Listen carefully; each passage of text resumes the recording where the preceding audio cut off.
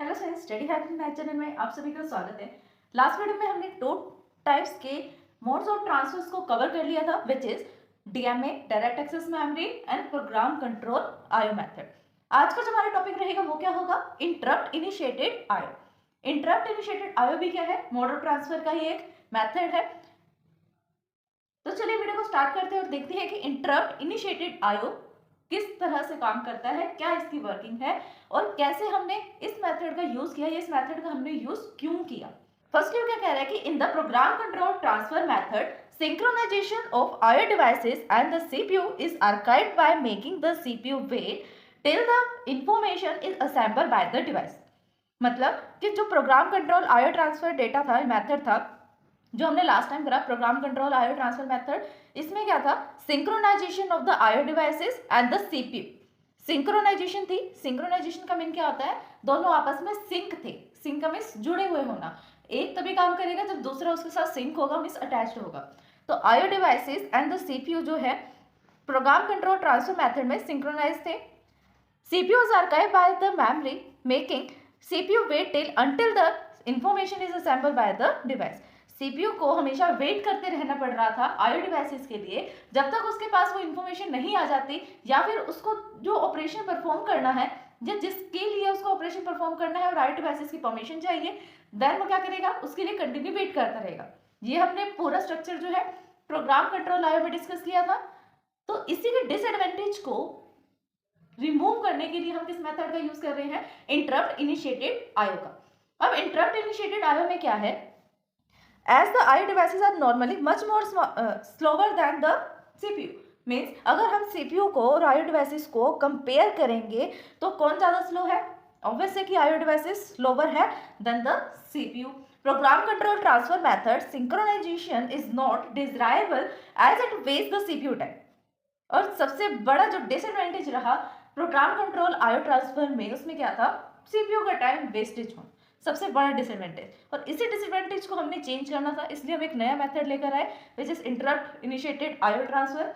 इसमें क्या होता है? Using the interrupt control information transfer method. इसमें हम information control, interrupt control information transfer का यूज करते हैं। CPU waiting time can be reduced. अब ये क्या कह रहा है? सबसे पहले तो इसकी बात पे गौर करो, जो ये वर्ड है CPU waiting time can be reducted या रिड्यूस्ड।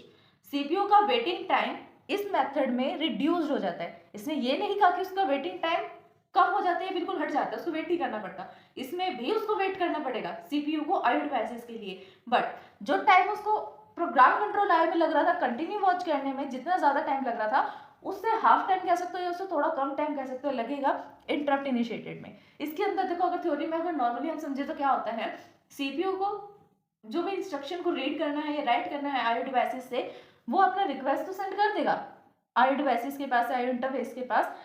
सेंड करने के बाद वो क्या करेगा? कंटिन्यू चेक नहीं करेगा उसको कि कब बिट 1 हो रहा है, कब 0 हो रहा है।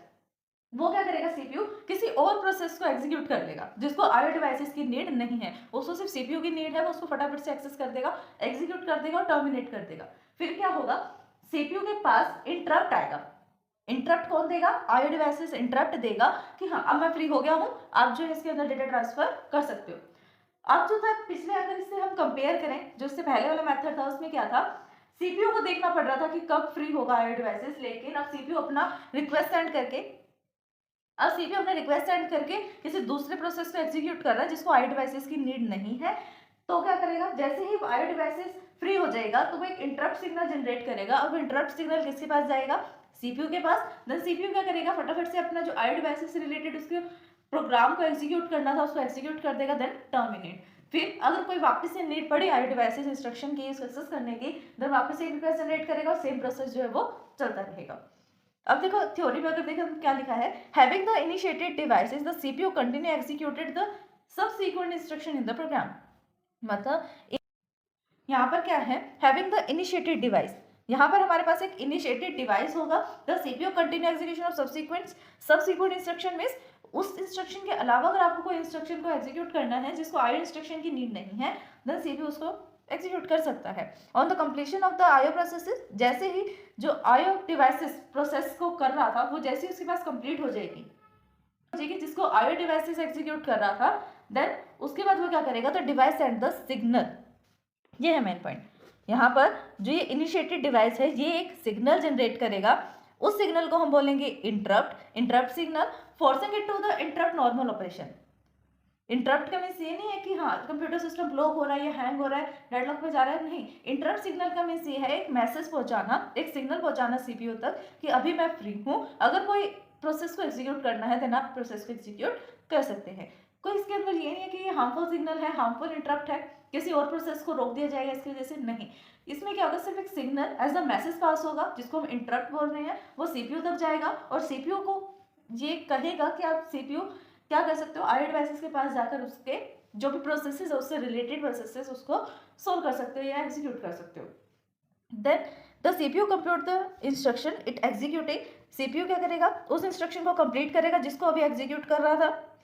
अब देखो आईओ डिवाइसेस तो बिजी था, बिजी होने के बाद सीपीयू में तो कोई और इंस्ट्रक्शन को एग्जीक्यूट कर रहा था ना, तो जैसे ही वो वाली इंस्ट्रक्शन एग्जीक्यूट हो जाएगी, जब उसको एक इंटरप्ट सिग्नल रिसीव होगा सीपीयू को, the instead of the executing the next instruction, किसी और इंस्ट्रक्शन को एग्जीक्यूट करने से पहले नॉर्मल सीक्वेंस को एग्जीक्यूट करेगा जो आईओ डिवाइसेस के पास था, जो भी उसे आईओ डिवाइसेस से रिलेटेड एग्जीक्यूट करना था प्रोसेस, वो पहले उसको एग्जीक्यूट करेगा। देन क्या होगा, it save the content of the PC, program counter क्या करेगा, नेक्स्ट वाले इंस्ट्रक्शन के एड्रेस को स्टैक में रख लेगा, सेव कर देगा स्टैक में, and get the specific location in the memory IBM. IBM means जो इंटरप्ट जनरेट हुआ था किसके थ्रू, आईओ डिवाइसेस के थ्रू, उस इंटरप्ट के पास जाएगा और चेक करेगा कि जो भी इंस्ट्रक्शन थी उसके अंदर स्टोर है उसका एड्रेस, उस इंस्ट्रक्शन को एग्जीक्यूट करने के बाद नेक्स्ट पे जाएगा और नेक्स्ट वाले का एड्रेस किसके पास स्टोर है, पीसी काउंटर के पास, प्रोग्राम काउंटर। ब्रांच एड्रेसिंग का हम यहाँ यूज करते हैं, इंटरप्ट ब्रांच एड्रेसिंग, आईबीए की फुल फॉर्म है यहाँ पर interrupt branch addressing. From where the subroutine IAS, जहां से हमारा इंस्ट्रक्शन जो है सबसीक्वेंट स्टार्ट हुआ था। The processor now began the execution of ISS and save the status of the processor on the stack. अब यहाँ पर क्या होगा, प्रोसेसर मीन्स सीपीयू, सीपीयू क्या करेगा, एक नए प्रोसेस को एग्जीक्यूट करना स्टार्ट करेगा, सेव कर लेगा उस प्रोसेस को, जो भी उसने परफॉर्म किया था स्टैक में सेव था आपके पास प्रोग्राम काउंटर, उसको परफॉर्म करना स्टार्ट कर देगा, and data transfer from the IO devices and other devices to the instruction on completion of the data transfer. अब जैसे ही डेटा ट्रांसफर कंप्लीट हो गया, सीपीयू क्या करेगा, resume the execution of the main program पे चला जाएगा, जहां से उसको आईओ डिवाइसेस की नीड पड़ी थी उस पर्टिकुलर प्रोग्राम पर वो चला जाएगा। After popping up the content of the top of the stack में कौन था, प्रोग्राम काउंटर का क्या था, उसके अंदर प्रोग्राम काउंटर में कुछ ना कुछ स्टोर होगा, नेक्स्ट इंस्ट्रक्शन का एड्रेस स्टोर था, उस पर जाएंगे, नेक्स्ट वाले का एग्जीक्यूट करेंगे, नॉर्मल प्रोसेस स्टार्ट हो जाएगा। नेक्स्ट क्या है, यहाँ पर एक फ्लो चार्ट है, इस फ्लो चार्ट के थ्रू हम देखते हैं कि कैसे इनिशिएटेड आईओ वर्क करता है। सबसे पहले क्या है, आईओ इंस्ट्रक्शन है, कोई भी इनपुट आउटपुट इंस्ट्रक्शन हो सकती है।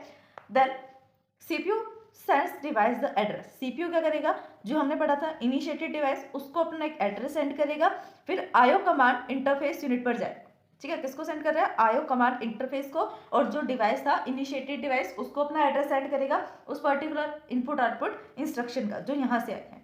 Then interface unit assemble the word data register. अब जो इंटरफेस था आईओ इंटरफेस, लास्ट वीडियो में देखा होगा आपने, आईओ इंटरफेस जो था वो क्या करेगा, डेटा रजिस्टर से असेंबल करेगा वर्ड्स को। जब भी हम सीपीयू की बात करते हैं तो हम वर्ड में डेटा ट्रांसफर करते हैं, देन वो क्या कर रहा है, वर्ड्स को असेंबल कर रहा है डेटा रजिस्टर में। जब डेटा रजिस्टर कहाँ पे है, एज अ कंपोनेंट है या एज अ यूनिट है आईओ इंटरफेस का। देन सबसे पहले वो चेक करेगा फ्लैग बिट को, अगर फ्लैग बिट 0 है देन वापस से वो चेक करता रहेगा, डेटा असेंबल करता रहेगा, चेक करता रहेगा, डेटा असेंबल करता रहेगा। अगर तो डेटा हो गया 1, फ्लैग बिट हो गई 1, देन नेक्स्ट स्टेप क्या होगा, interface send interrupt signal to the CPU. अब यहाँ पर सीपीयू बिजी नहीं था, वो अपना किसी और काम में, किसी और प्रोसेस को एग्जीक्यूट करने में लगा हुआ था। जैसे यहाँ पर फ्लैग बिट आ गई 1, तो यहाँ पर जो आईओ इंटरफेस था उसने एक इंटरप्ट सिग्नल जनरेट किया और उसको सीपीयू को भेज दिया। सीपीयू के पास सिग्नल गया, अब सीपीयू क्या करेगा, फटाफट से उस प्रोसेस को कंप्लीट करेगा जिसको वो प्रोसेस कर रहा था। Then CPU complete the current instruction of the program, complete करा उसने, नेक्स्ट स्टेप वो क्या करेगा, CPU store the PC, program counter में जो एड्रेस है उस पर्टिकुलर इंस्ट्रक्शन का उसको स्टोर करेगा, GPRS in reserved area in a main memory. और मेन मेमोरी में एज ए जीपीआरएस का वो काम करेगा, कैसे कि जैसे ही आपका आईओ डिवाइसेस से रिलेटेड जो प्रोग्राम है एग्जीक्यूट हो गया, देन आप कहाँ पर चले जाओगे, वापस से टॉप ऑफ द स्टैक में जो भी डेटा पड़ा होगा पीसी में उसको एग्जीक्यूट करना स्टार्ट कर दोगे। देन नेक्स्ट स्टेप क्या होगा, डेटा रजिस्टर में से डेटा को रीड करेंगे, ट्रांसफर कर देंगे data to the memory, memory में चला गया अब डेटा, ट्रांसफर करना था ना, हमने मोड्स ऑफ ट्रांसफर हम पढ़ रहे हैं, खाली रीड और राइट करना तो हमारा मोटिव नहीं था, गोल क्या था, ट्रांसफर करना डेटा को। देन ट्रांसफर करने के बाद रिस्टोर करेंगे पीसी एंड जीपीआरएस को and return to the interrupt program, और जहां से इंटरप्ट आया था सीपीयू जिसको एग्जीक्यूट कर रहा था वहां पर चला जाएगा। तो ये था पूरा process by using the flow diagram, आपको शो किया गया। थ्योरी भी हमने इससे रिलेटेड डिस्कस कर ली कि कैसे अगर हमें एग्जाम में क्वेश्चन आ जाता है तो कैसे अटेम्प्ट करना है। और इसी के साथ ही हमारा जो टॉपिक था modes of transfer in computer organisation वो भी कंप्लीट हो चुका है। अगर इस वीडियो को समझने में आपको कोई भी डाउट आता है देन आप हमें कमेंट कर सकते हैं। Thanks for watching my video.